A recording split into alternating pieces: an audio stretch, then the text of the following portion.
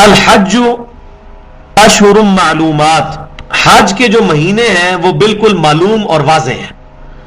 اس سے یہ بات پتہ چل گئی کہ اللہ تبارک و تعالیٰ نے مشرکین عرب میں جو حج کے مہینوں کا رواج تھا اس کو انڈورس کر دیا کہ ہاں یہ ٹھیک ہے، یہ تواتر کے ساتھ جو چیز چلتی آ رہی ہے یہ بالکل ٹھیک ہے۔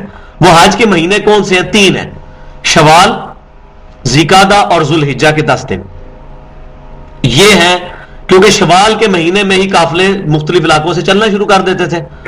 ابھی تو چونکہ ہم لوگ ایئر فلائٹس کے ذریعے سفر کرتے ہیں تو ان ٹائم بھی جا کر حج میں شامل ہو سکتے ہیں۔ عرب میں اور ارد گرد کے علاقوں میں شوال کے مہینے سے قافلے نکلنے شروع ہو جاتے تھے، 2 3 مہینے کا سفر کر کے۔ آج سے 30-40 سال پہلے اگر آپ چلے جائیں، تقریباً 30-40 تو نہیں، زیادہ 70-80 سال کے قریب، تو یہاں سے بھی لوگ 3.5 مہینے 4 مہینے کا سفر کر کے مکہ شریف میں اور مدینہ شریف میں پہنچتے تھے۔ اس طریقے سے عرب کے ارد گرد کے علاقوں کے جو لوگ تھے جو سفر کر کے آتے تھے 200-300 کلومیٹر، 400 کلومیٹر، 1000 کلومیٹر، تو شوال کے مہینے میں تیاری کر کے، تو یہ حج کے 3 مہینے جو اللہ تعالیٰ نے انڈورس کر دیے، الحج اشہر معلومات، حج کے جو مہینے ہیں وہ معلوم ہیں، وہ بالکل وہی ہیں جو چل رہے ہیں۔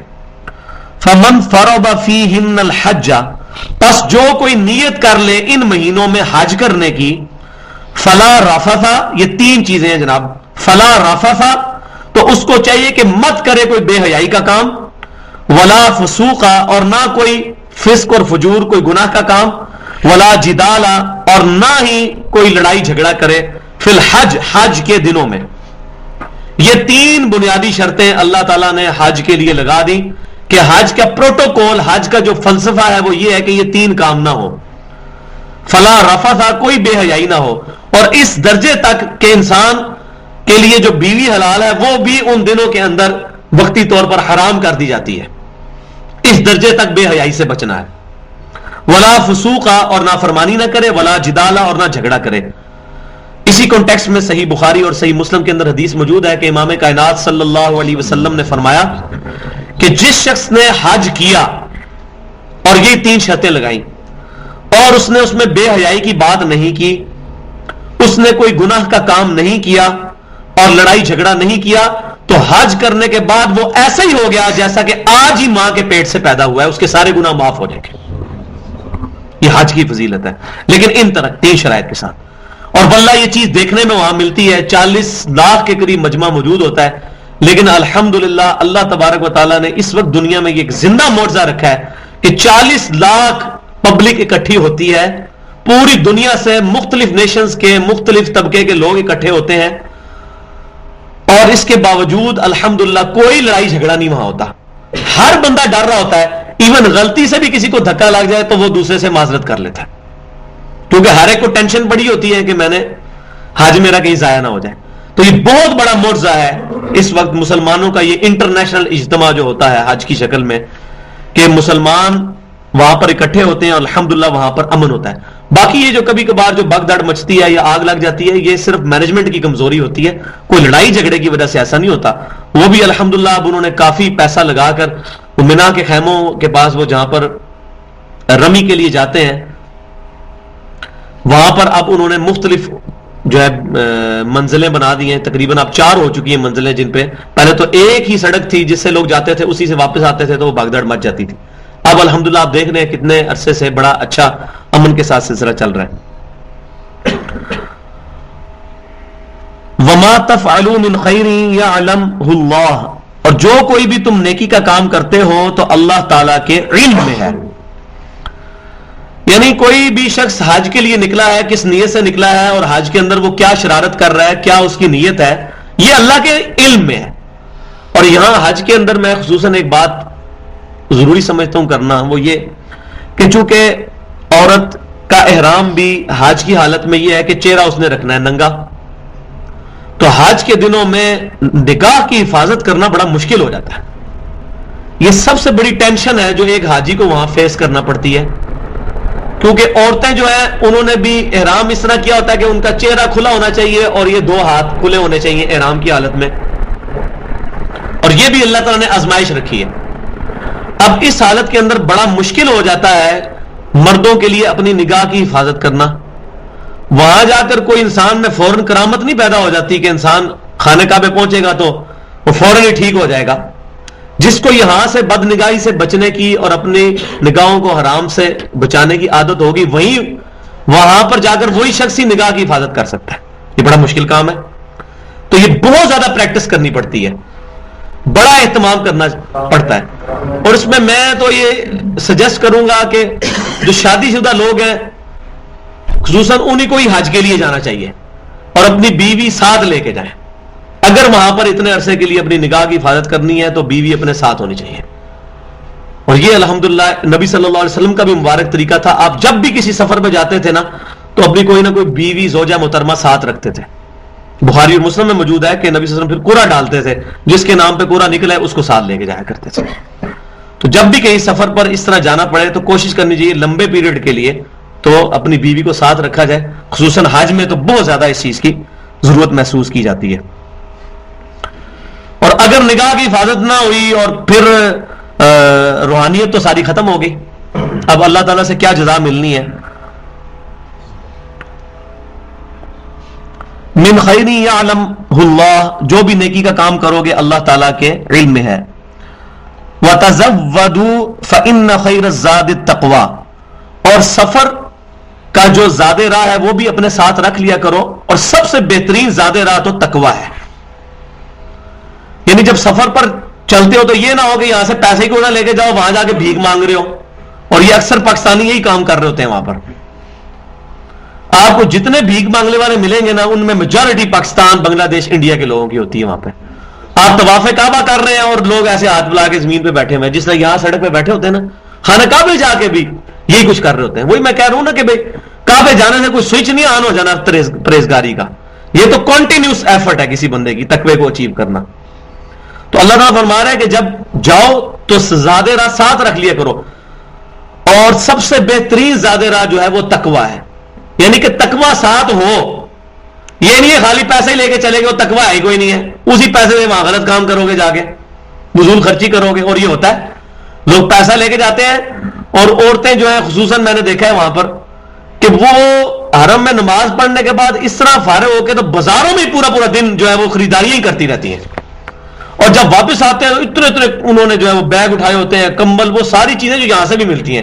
چلو وہاں سے زمزم اور کھجور ہی بندہ لے آئے، لیکن وہ اتنی چیزیں لے کے آتے ہیں. تو وہ کیا کہ صرف یہ نہیں ہے کہ مال رکھ لیا ساتھ، تو تقوی بھی ساتھ رکھنا ہے کہ اس مال کو کسی صحیح جگہ پر خرچ کرنا ہے. یہ نہیں ہے کہ اس مال کے ذریعے جو ہے وہ دنیا کی یاشیاں وہاں کرنی شروع کر دینی ہے. یہاں پر ان صوفیاء کا بھی رد ہوا کہ جن لوگوں کا یہ کانسیپٹ ہے کہ انسان کو اللہ پر توکل کر لینا چاہیے بغیر اسباب کے. اور اکثر صوفیاء کی کتابوں میں اکثر کہتا ہوں، میں قرآن و حدیث میں تو ایم ایس سی ہوں گا لیکن تصوف میں پی ایچ ڈی ہوں. میری پوری زندگی تصوف میں گزری ہے. تصوف کی تمام کتابیں میں نے اپنے دودھ کے دانت جو ہیں وہ تصوف میں توڑے ہیں. پوری زندگی کے میرے 31 سال، اب میں 33 سال کا ہوں، 31 سال تصوف میں گزرے ہیں. تو تصوف کی تمام کتابیں الحمدللہ میں نے پڑھی ہیں اور ڈیٹیل کے ساتھ اپنی زندگی لگائی ان کتابوں پر ہے. یہ بعد میں قرآن حدیث کی طرف رجحان ہوا، اللہ کا فضل ہوا. تو تصوف میں بھی یہ کانسیپٹ موجود ہے کہ بھی اللہ پر توکل کر دیا جائے تو غیر سے کھانا آنا شروع ہو جائے گا، یہ ہو جائے گا، وہ ہو جائے گا. تو یہ بالکل باطل نظریہ ہے. اللہ نے دنیا کے کام کو اسباب کے ساتھ جوڑا ہے. اللہ تعالیٰ اس چیز پر قادر ہے کہ بغیر پانی کے پیاس بجھا دے، لیکن پیاس کو پانی کے ساتھ جوڑا ہے. نبی صلی اللہ علیہ وسلم کو جب پیاس لگتی تھی آپ پانی پیتے تھے، بھوک لگتی تھی تو کھانا کھاتے تھے. تو آپ صلی اللہ علیہ وسلم ہمارے سامنے آئیڈیل ہیں. جس نے بھی آپ صلی اللہ علیہ وسلم کے ٹریک کو چھوڑ کر کوئی اور راستہ اختیار کیا تو وہ پھر غلو اور ایگزیجریشن میں چلا گیا. اور افسوس کی بات یہ ہے کہ لوگوں نے ایسے ایسے نظریات اپنے بزرگوں کے بارے میں ڈیولپ کیے ہیں کہ نعوذ باللہ من ذالک وہ کبھی کبھار لگتا ہے کہ اپنے بزرگوں کو امام کائنات سید الاولین والآخرین شفیع المذنبین رحمت للعالمین سیدنا و مولانا امام اعظم محمد رسول اللہ صلی اللہ علیہ وسلم سے بھی بڑھ کر ہی کچھ مانتے ہیں. کہتے نہیں ہیں، مانتے ہیں. 40 سال تک اشاعت وضوء الفجر پڑھی، نبی صلی اللہ علیہ وسلم نے پڑھی؟ کبھی صحابہ کرام نے پڑھی؟ انہوں نے بھی نہیں پڑھی ہوئی. یہ جھوٹ ہے. صحیح بخاری اور مسلم کے اندر حدیث موجود ہے. نبی صلی اللہ علیہ وسلم کتاب النکاح چیپٹر میں 3 صحابہ آئے، نبی صلی اللہ علیہ وسلم تشریف فرما تھے، گھر میں نہیں تھے. سیدہ عائشہ سے نبی صلی اللہ علیہ وسلم کی روٹین کے بارے میں پوچھا تو ان کو لگا کہ آپ صلی اللہ علیہ وسلم تو بہت کم ہی عبادت کرتے ہیں. پھر انہوں نے آپس میں گفتگو کی، نبی صلی اللہ علیہ وسلم تو بخشے بخشائے ہیں، ہمیں عبادت کی ضرورت ہے. ایک شخص نے کہا کہ میں روزانہ روزہ رکھوں گا. دوسرے نے کہا کہ میں روزانہ پوری رات نماز پڑھا کروں گا. تیسرے نے کہا کہ جی میں شادی کے جھنجٹ میں نہیں پڑھوں گا, میں شادی نہیں کروں گا. یہ اللہ کی راہ سے دور کر دیتی ہے, اپنا پورا وقت عبادت میں لگاؤں گا. نبی صلی اللہ علیہ وسلم جب واپس گھر تشریف لائے تو آپ کو بتایا گیا کہ اس طرح لوگ گفتگو کر رہے تھے. تو آپ صلی اللہ علیہ وسلم جلال میں آئے اور آپ نے بڑا سخت جملہ ارشاد فرمایا. آپ نے فرمایا خدا کی قسم میں تم سے بڑھ کر اللہ کا تقوی رکھنے والا ہوں. اب میں اسی بات کو یہ کہنے لگوں, اللہ کی قسم نبی صلی اللہ علیہ وسلم صوفیاء سے بڑھ کر تقوی رکھنے والے ہیں. پھر آپ صلی اللہ علیہ وسلم نے فرمایا اللہ کی قسم میں تم سے بڑھ کر تقوی رکھنے والا ہوں, اور میں رات کو سوتا بھی ہوں, نماز بھی پڑھتا ہوں, میں روزے رکھتا بھی ہوں اور نہیں بھی رکھتا ہوں, اور نکاح میری سنت ہے. فمن رغب عن سنتی فلیس منی, جس نے میری سنت سے اغراض کیا اس کا مجھ سے کوئی تعلق نہیں. آپ تصوف کی کتابیں اٹھا کے پڑھیں, اس میں باقاعدہ چیپٹر بنے ہوئے ہیں نکاح کے نقصانات. یہ ایک پورا دین ہے کہ جو اسلام کے خلاف کھڑا کیا گیا پرہیزگاری کے نام کے اوپر. یہ پرہیزگاری نہیں ہے, یہ دین ہم کسی غیر مسلم کو نہیں پیش کر سکتے. آپ نے اس کی جھلک لینی ہو تو شیخ فرید الدین عطار آج سے تقریباً 800-900 سال پہلے ایک گزرے ہیں صوفی, انہوں نے کتاب لکھی ہے تذکرۃ الاولیاء. بریلوی دیوبند دونوں اس کو چھاپ رہے ہیں ترجمے کے ساتھ. اس میں آپ واللہ چیزیں پڑھ لیں, آپ کانوں کو ہاتھ لگائیں. شیخ ابو بکر شبلی کے بارے میں لکھا ہے, وہ کہتے ہیں میں 30 سال تک نمک کا سرما لگاتا رہا ہوں اپنی آنکھوں میں تاکہ میں رات کو عبادت کر سکوں. یہ کون سا دین ہے بھائی؟ صحیح مسلم میں حدیث ہے, حضرت عبداللہ بن عمر بن عاص رضی اللہ تعالیٰ عنہ کی شکایت کی گئی نبی صلی اللہ علیہ وسلم کو ان کی بیوی کی طرف سے کہ یہ رات کو جو ہے پوری رات نفل پڑھتے ہیں اور دن کو روزے رکھتے ہیں. آپ صلی اللہ علیہ وسلم نے بلا کے ان کو ڈانٹا. آپ نے فرمایا عبداللہ اگر پوری رات جاگے گا تو اندھا ہو جائے گا, تیری آنکھوں کا بھی تجھ پہ حق ہے, تیری بیوی کا بھی تجھ پہ حق ہے, تیری اولاد کا بھی تجھ پہ حق ہے. اب نبی صلی اللہ علیہ وسلم فرما رہا ہے تو رات کو روزانہ جاگے گا تو اندھا ہو جائے گا, تیری آنکھوں کا حق ہے. اور ابو بکر شبلی صاحب کہہ رہے ہیں میں 30 سال تک نمک کا سرما لگاتا رہا ہوں. بھائیو یہ باتیں بالکل کلین ہیں, یہ کوئی راکٹ سائنس نہیں ہے. اپنی جھوٹی عقیدت کو رکھیں سائڈ پہ, یا تو نبی صلی اللہ علیہ وسلم کا کلمہ پڑھیں یا پھر ان بزرگوں کا کلمہ پڑھ لیں. یہ ہم بزرگوں کو رد نہیں کر رہے, ان کی جو تعلیمات ہم تک پہنچی ہیں وہ تو یہی کچھ ہے. وہ بزرگ تھے یا نہیں تھے, نہ ہم اقرار کرتے ہیں نہ انکار کرتے ہیں. البتہ ہم یہ ضرور کہتے ہیں کہ جو تعلیمات ہیں یہ نبی صلی اللہ علیہ وسلم سے ٹکراتی ہیں, کیونکہ ابو بکر شبلی جو ہے ان کو فوت ہوئے بھی تقریباً 900 سال ہو چکے ہیں, شاید ان کی طرف جھوٹی بات منسوخ کر دی. لیکن جو آج کے صوفیاء ان کتابوں کو چھاپ رہے ہیں وہ تو ان کو مانتے ہیں. اسی طریقے سے علی بن عثمان حجویری کشف المحجوب میں لکھتے ہیں کہ میں نے غلطی کی تھی زندگی میں ایک دفعہ شادی کرنے کی, اب دوبارہ نہیں کروں گا. اب پتہ نہیں علی بن عثمان حجویری نے یہ لکھی ہے بات کہ نہیں, لیکن آج جو کتاب موجود ہے اس میں تو موجود ہے. ہم ان بزرگوں کو کچھ نہیں کہتے. اگر وہ نیک تھے تو اللہ کی جنتوں میں, اور اگر وہ برے تھے تو اللہ تعالیٰ کے عذاب میں مبتلا ہوں گے. ہمیں نہیں پوچھا جائے گا کہ وہ کس حالت میں ہے, ہمیں یہ پوچھا جائے گا کہ ہم نے قرآن و سنت پہ عمل کیا یا نہیں. تو میں اس پہ ایک جملہ اکثر بولا کرتا ہوں کہ اگر ہم ان تعلیمات کو جو تصوف کی چل رہی ہیں پبلک میں, اگر ان کو مان لیں تو ہمارے نبی کا دامن ہمارے ہاتھ سے چھوٹ جائے. نبی سے فرما رہے ہیں تمہاری آنکھوں کا بھی حق ہے, یہ کہہ رہے ہیں آنکھوں میں سرما لگاؤ, نمک کا سرما لگاؤ. ہم کیسے مان لیں؟ اللہ کے نبی سچے ہیں, باقی جو ان کے مقابلے پہ ہیں سب جھوٹے ہیں.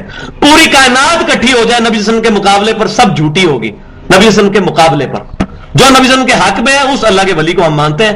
ہم مانتے ہیں سیدنا بکر صدیق کو اللہ کا ولی, سیدنا عمر, سیدنا عثمان, سیدنا علی رضی اللہ عنہ اجمعین. اسی طریقے سے تابعین, تبع تابعین جو صحیح سند کے ساتھ جن پر سب متفق ہیں, سب اولیاء اللہ ہیں. انہوں نے کہیں یہ تعلیمات نہیں دی, یہ سب جھوٹی باتیں ان کی طرف منسوب ہیں, اور نہ یہ غیر مسلم کو آج ہم دین دے سکتے ہیں. تو یہ ہو گیا جی اس طرح کر لیں جی, پوری رات جاگ لیں جی, دن کو روزہ رکھ لیں جی, روزانہ روزہ رکھیں. یہ پرہیزگاری نہیں ہے, یہ ایگزیجریشن ہے. اسی لیے اللہ نے فرمایا لقد کان لکم فی رسول اللہ اسوۃ حسنہ, نبی صلی اللہ علیہ وسلم کی زندگی میں تمہارے لیے بہترین نمونہ ہے. آپ صلی اللہ علیہ وسلم کو چھوڑ کے آپ جس کو بھی اڈاپٹ کریں گے, ہاں دنیا میں تو آپ کی واہ واہ ہو جائے گی کہ بہت بڑی کرامت دکھا دی, یہ بہت بڑا کوئی انسان ہے. اللہ کے حضور اس کی کوئی وقت نہیں ہے.